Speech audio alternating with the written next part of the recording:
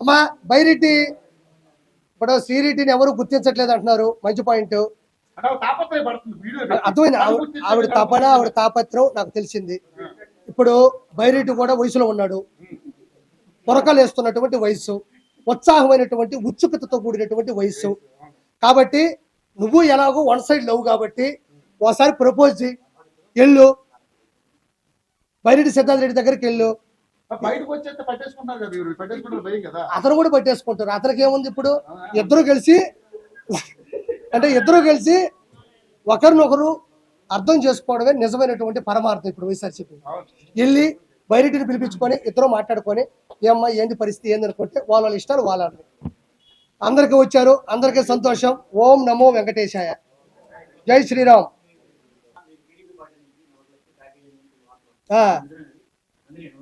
40 లక్షలు అందినాయి, ఇప్పుడు లోపల ఉండబోయి తీసుకోపో. 40 లక్షలు అందినాయని చెప్తుంటే లోపల ఉండే తీసుకోపో, నీకు ఎంత కావాలో నాకు ఇచ్చి మళ్ళీ అంతాయి నాకు. ఏమయ్యా కిరాకార్పి అనేవాడు ఏ రోజు ఏ పార్టీ అధికార ప్రతినిధిగా మాట్లాడాడు?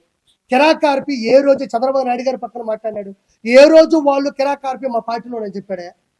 ఏ రోజు నేను పార్టీ తరఫున నేను ఎటకారంగా మాట్లాడితే 40 లక్షల ఇది ఎటకారం. నేను ఒక మాట మాట్లాడుతున్నా అబ్బా, ఇస్తే ఇచ్చాను చెప్పుకున్నా, నాకు పోయేది ఏముంది? ఇస్తే ఇచ్చారని చెప్పుకుంటా, నాకు పోయేది ఏముంది అంటున్నా. ఇప్పుడు నాకు 40 లక్షలు ఇచ్చారని చెప్తున్నావు, దానికి ఆధారాలు ఏంది? అదే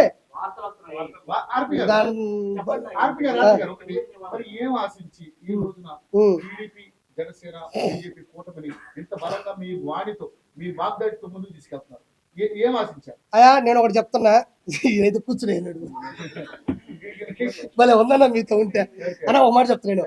అయితే మన ఒక క్యాన్సర్ వచ్చినా, హెచ్ఐవి వచ్చినా, దేనికైనా కొన్ని స్టేజ్లు ఉంటాయి.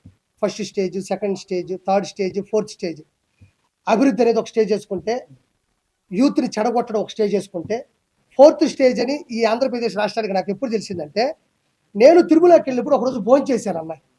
ఆ రోజు అర్థమైపోయింది నాకు, ఆంధ్రప్రదేశ్కి తిరుమల తిరుపతి దేవస్థానానికి ఈ గతి పట్టిందంటే, వెంకటేశ్వర సన్నిధిలోనే ఎంత తీవ్ర స్థాయి నెలకొందంటే, ఆంధ్రప్రదేశ్ రాష్ట్రం అభివృద్ధిలో ఫోర్త్ స్టేజ్లో ఉంది.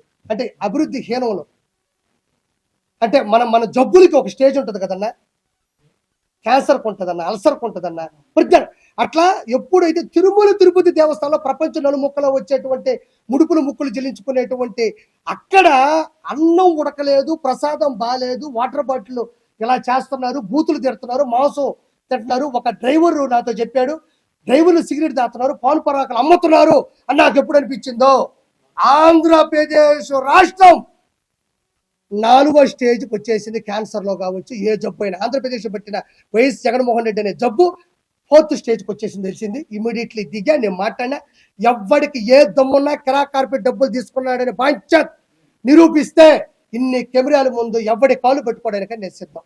₹1 టీడీపీ కానీ కూటమి నుంచి నేను తీసుకొని ఉంటే ఎవ్వడి కాలు పట్టుకోవడానికైనా సిద్ధం. ఈ రోజు నుండి మొదలెట్టండి, నా అకౌంట్లు ఇస్తా, అకౌంట్లు తొక్కోండి, మా ఇంటికి రండి, ఎతకండి, తిరగండి. అరుంధతి సినిమాలో అనుష్క గారు తిరుగుతారు చూడు, అరుంధతి సినిమాలో పశుపతిని చంపాలి, నేను ఏం చేయాలమ్మా అంటే ఋషులను పిలిపిస్తుంది, పెద్ద పెద్ద పండితులను పిలిపిస్తుంది, పురోహితులు పిలుస్తుంది, లాస్ట్కి ఆకుల మధ్యన బతికి అఘోరాల దగ్గరికి వెళ్తాది.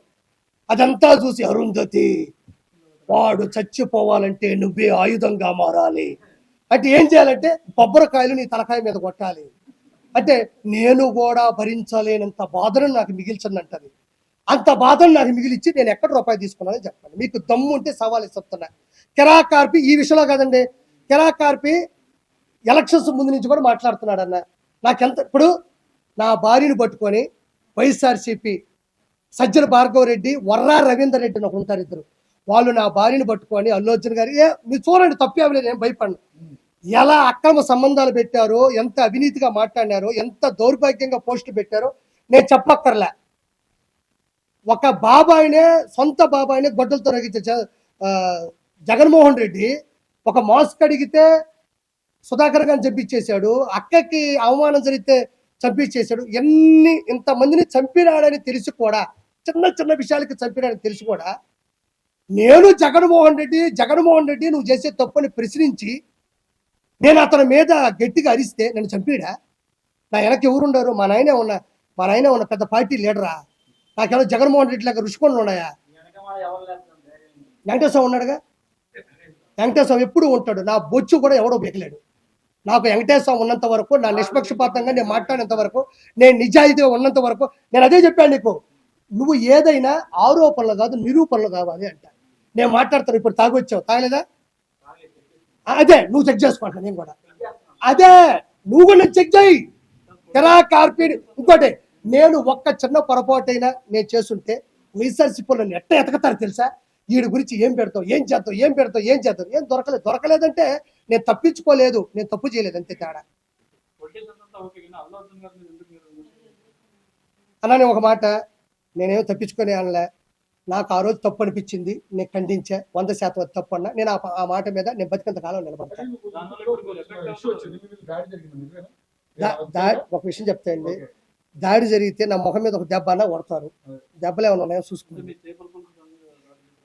అయినా వాడు చెప్తా, గుర్తుపెట్టుకోండి, అది జరిగినా నేను దాన్ని ఎలా రికవరీ చేయాలో తెలుసు. నేను ప్రెస్ మీట్ పెట్టుకొని మాట్లాడతాను తెలుసు. చేసిన తప్పు నిలదీయగలను. నా చేపల పులుసు మీద పడితే నా మీద పడ్డట్టే. నా చేపల పులుసు అంటే నా దగ్గర తీసుకున్న వాళ్ళు కావచ్చు, నేను ఇచ్చిన వాళ్ళు కావచ్చు, నాయి కావచ్చు. నేను అంత ఈజీగా ఇన్నోసెంట్ నేను కాదు. నేను జగన్మోహన్ రెడ్డినే నేను ఎలక్షన్స్ ముందే ప్రశ్నించిన వాడిని. నేను ఎవరైనా నా దాని మీద దాడి జరిగితే నేను ఎక్కువ పెడతా. ఇప్పుడు విజయవాడలో నేను పెడతాను. ఎవరు నా పని చెప్తాం? విజయవాడలో నాకు తెలిసిన ఒక ఫ్రాంచైజీ ఓనర్ తీసుకున్నాడు. నేను కూడా అందులో భాగంగా ఈరోజు విజయవాడలో పెడుతున్నా, కొత్త రాజధానిలో పెడుతున్నా. ఎవడు చెప్తాడు? ఆ పని చెప్తాం. నేను ఆడే ఉంటా. ఆ రోజు ఏ దాడి చేస్తారో చేయమని చెప్పు. నేను ఆడే ఉంటా. గుమ్మడికాయ నేనే కొడతా, నేనే వడ్డిస్తా, నేనే కూర వండుతా. ఎవరు దాడి చేస్తారో చేయమని చెప్పు. నేను ఆ రోజు కూడా ముందు రోజు ప్రెస్ మీట్ పెడతా. విజయవాడలో నేను పెట్టే నెల్లూరు పెద్ద చేపల పులుసు మీద ఎవరు దాడి చేస్తారో చూద్దాం. మనం ఏమంత ఈజీ? ఇది ప్రజాస్వామ్యం. ఇది ప్రజల కొరకు, ప్రజల చేత రాసినట్టు రాజ్యాంగంలో ఉన్న ప్రజలు మనం ఇష్ట ప్రకారం వచ్చి దాడులు చేస్తుంటే లా ఎట్టబోయింది, పోలీస్ డిపార్ట్మెంట్ ఎట్టబోతుంది, సెక్షన్లు ఎట్టబోతాయి, ప్రజలు ఎట్టబోతారు, మీడియా ఎట్టబోతుంది, ఆడిపోతాయి, సీసీ కెమెరాలు ఎట్టబోతాయి. అంత ఈజీ అనుకున్నారు. ఒకటి మీద ఒక దాడి చేయాలంటే అంత ఈజీగా ఉండదు. దేని మీద దాడి చేసినా అది నా మీద చేసినట్టే. అంత ఈజీగా నేను వదిలిపెట్టు. ఇప్పుడు నీకు కూడా గుర్తుపెట్టుకో.